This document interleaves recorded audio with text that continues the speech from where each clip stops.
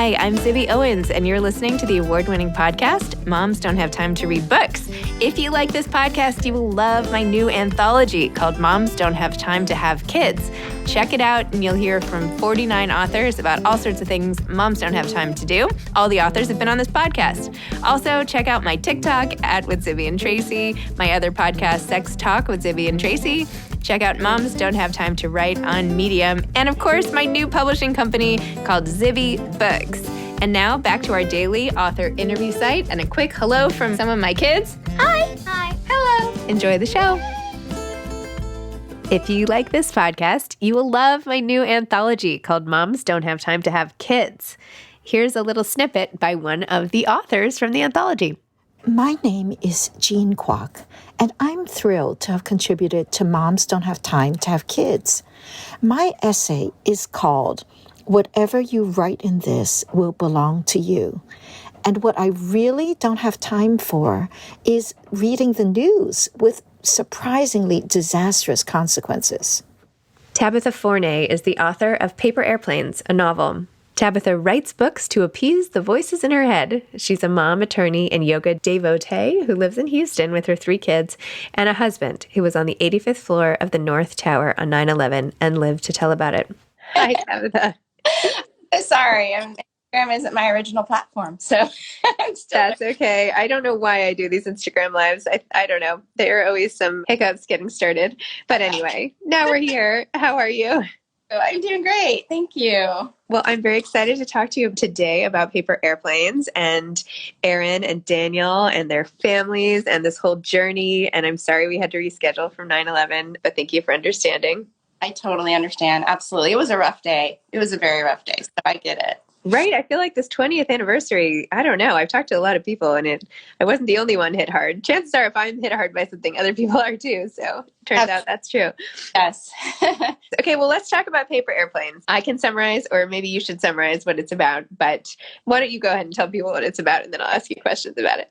Yeah, so Paper Airplane, my debut novel, and it's about a woman who loses her husband on 9/11. He is in the North Tower on the 101st floor. And it really just chronicles, there's one prologue from his perspective, but really it's mostly in Aaron's voice, his wife. It just chronicles her journey to recovery, to overcome the guilt and all the grief and just learn how to live again. And we really do go on Aaron's journey. I mean, you take us all the way through from, well, first of all, this is a complicated grief, as often grief is, because she feels so much guilt, right? Erin was sitting on a beach.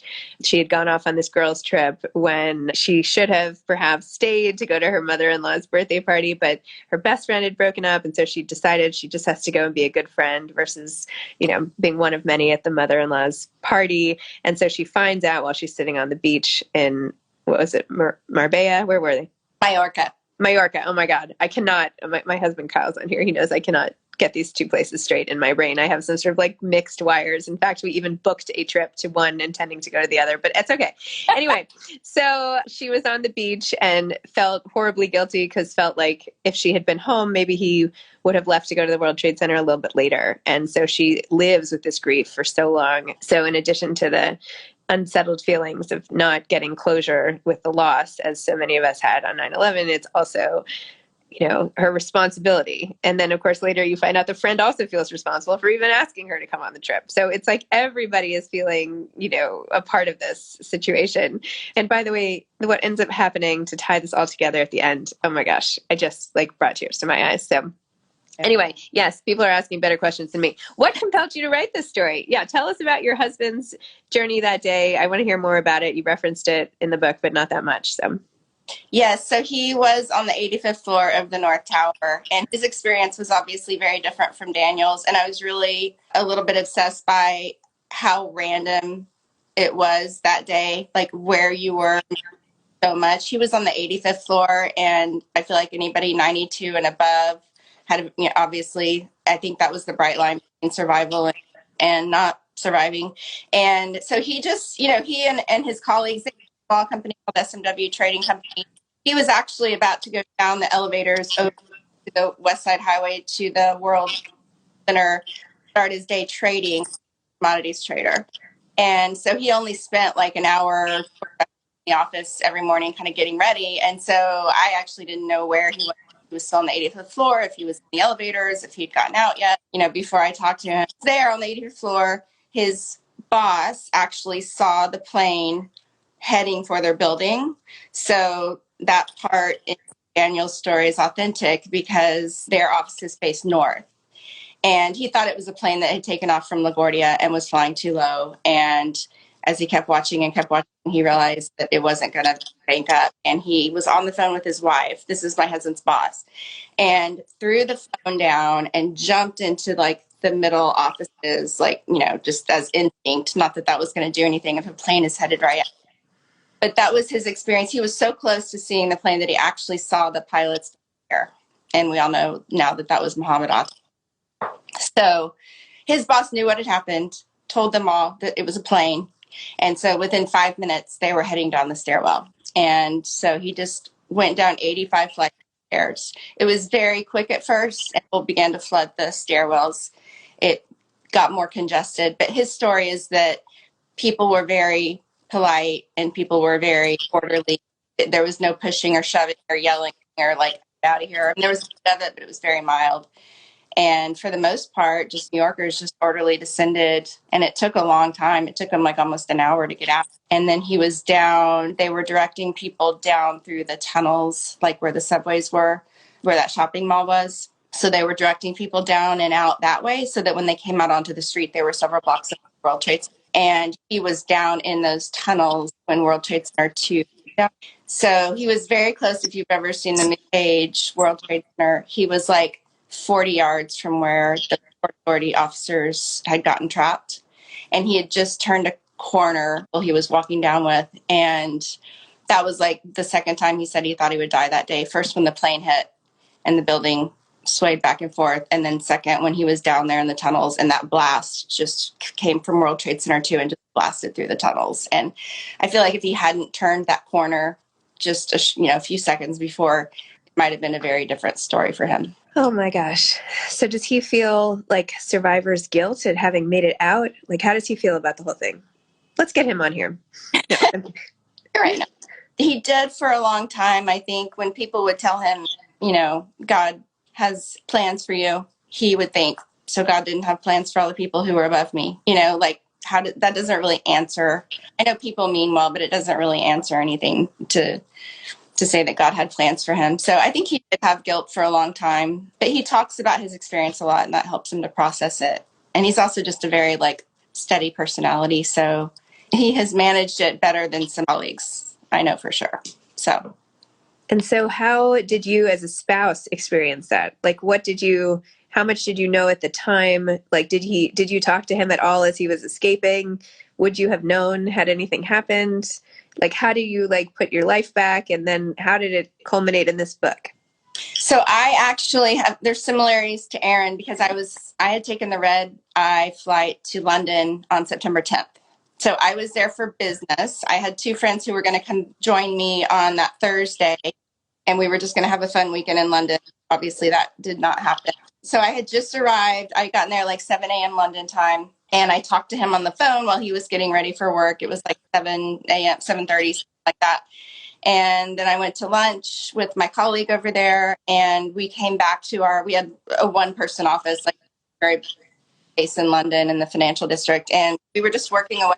My colleague, his name was Ian, he got an email, and he kind of sat back in his chair like this, and he kind of had this smile on his face, kind of an incredulous smile, you're not really quite sure what emotion you should have yet. So you just kind of he just leaned back and he said, a plane just hit the World Trade Center. And I looked at him and I said, my husband works in that building. And he just his face just dropped and his eyes went wide. What are you talking about?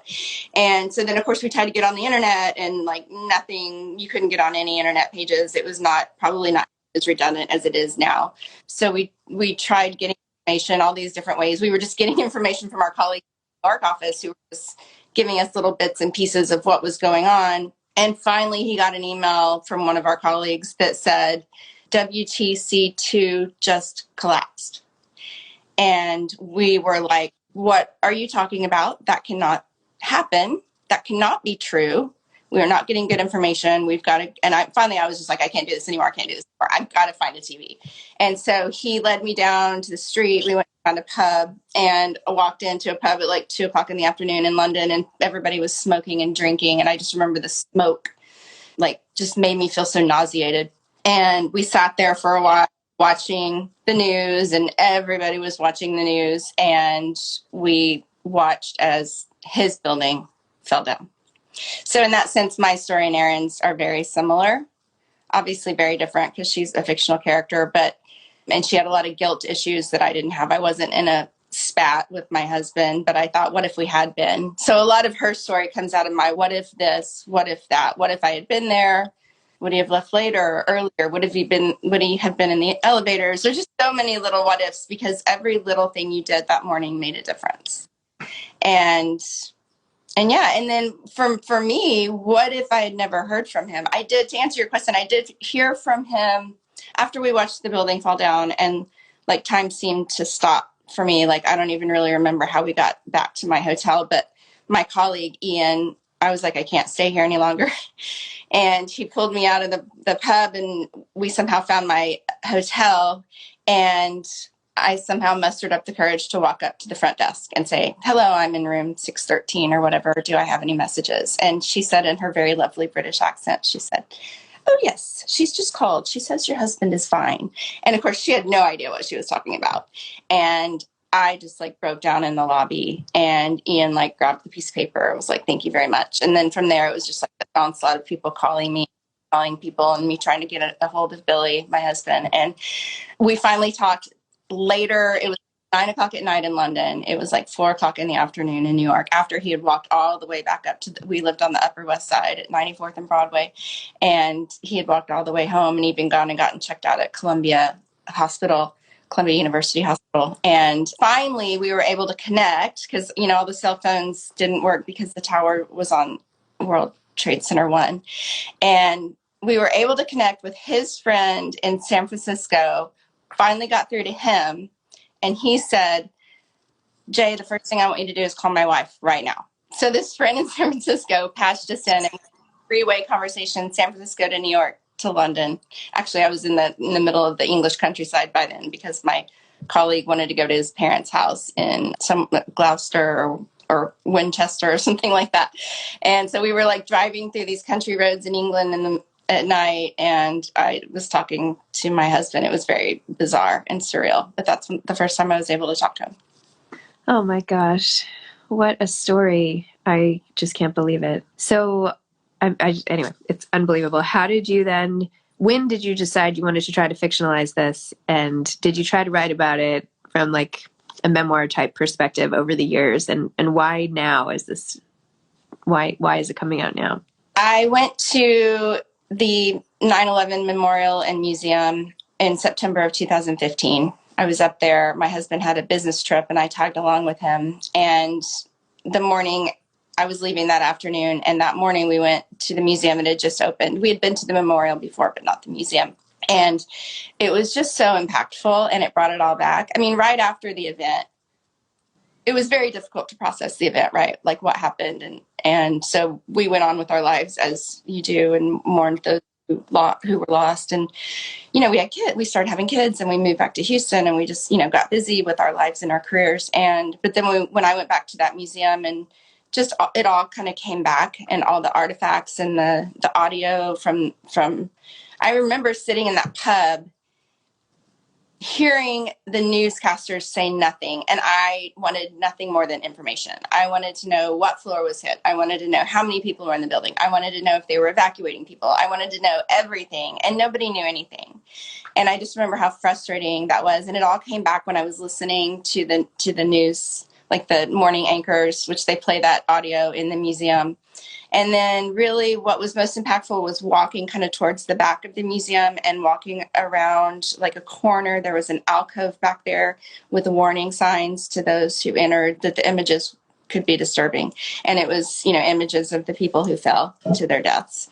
And it just struck me as so, so sad that those people are, not only did they die in such a horrific way, but they are sometimes just not acknowledged. I think they're largely unknown, their identities.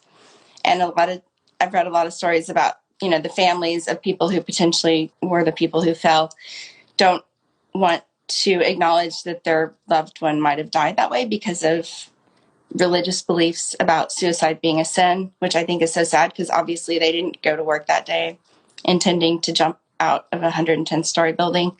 And there was nothing that they chose about it. So I just felt strongly as a writer, I just wanted to shed a little light on their stories. And so I went straight to the airport, went through security, sat down at my gate, and started typing out Daniel's story.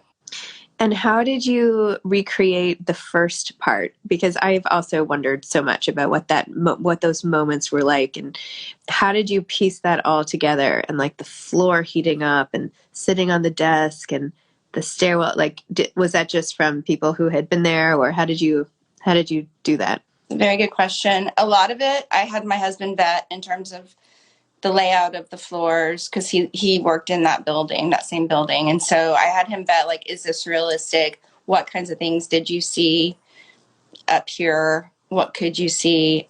And after that, it was just a lot of research because obviously there's no eyewitness accounts. There are a few from the floors underneath. So that's where I got, that things were really hot. The state of the stairwell being covered like a scree field of debris. That was all just from research I did. And it took forever. I did painstaking research because I did not want to get it wrong. I wanted it to be as authentic as possible. And yeah, it took probably years to write that prologue. I probably edited it for years, and it's the most heavily researched and edited chapter in the book, for sure. Well, definitely, it's so gripping from that moment. And it's just so emotional and intense. And anyway, how do you feel having written it? How do you feel now that it's out in the world? It feels good. I feel like a lot of people ask me about 9/11, and I'm certainly not an authority on 9/11 or overcoming grief. I was really hesitant to put it out there for a long time, just as you are being a writer and putting all your thoughts out to the world. And there's just a point at which you just decide, I know my purpose in writing this was to honor the victims, and I think it's good, and you just have to be brave and take that step and put it out there. And it's really scary. I can't tell you how many times I wanted to pull it back. It's like, I can't do this. This is so scary. And it was actually, then you get to a point of no return, and you're like, it's okay. I can do this. I can be brave and put it out there. And you get to that point and there's no turning back. So, but I do feel good. I do feel like I did my best. And, I had an agent tell me that it needed to be a bigger story. And so I spent a year rewriting it for her to make it bigger. And then we ended up parting ways, and I took it back to Erin's story because bigger isn't always better, as anybody who's watched the Lorax knows. But I just wanted to honor their stories, and I really wanted, and I spent so much time on that Daniel chapter that I felt like I just wanted the world to get a peek as to what it was like to be there on that day and what it was like to be impacted by that day. So that was my goal for writing it, because I knew from my husband's experience that there's so much interest in his experience and what it was like to be there. And so, well, I don't know if you're seeing all these comments coming in on this Instagram Live, but so many people are lauding your braveness and bravery and how much they want to read it now, and, how much you're honoring all the people who are affected by this by telling your own story and theirs as well. Other questions include, why is it called Paper Airplanes, which I know, having read it. Do you want to address that? Sure. There's like kind of a few meanings. First of all, Paper Airplanes is how Daniel and Erin met. And I don't remember how that came to me. I think that was just one of those like moments where you're sitting down in the zone and that comes out. And I love the chapter. That's actually chapter 1 where they met. And Daniel sent a paper airplane flying towards her and lit it on fire because it was his burning desire. He was into paper airplanes. He was a paper airplane craftsman, I guess. I don't know what the word is. Or if it really exists. But that's how they met, and then that's also how they got engaged, is he sent a paper airplane flying towards her when she was sitting at a park bench in New York. And then also the paper has another layer of meaning in that when the towers were hit, it's like a plane went in. Obviously, the airplane is symbolic of the plane, but the plane kind of went in, and what came out was like paper and smoke and fire, obviously. But I just remember the images of the paper like floating down to the ground. And like, I had this thought, like, isn't it sad that people can't float down like that? Because a lot of that paper was intact, and survived. And so, yeah, it's kind of got a triple meaning there. Oh my gosh. So someone's wondering if that's how you got engaged. No, it is not.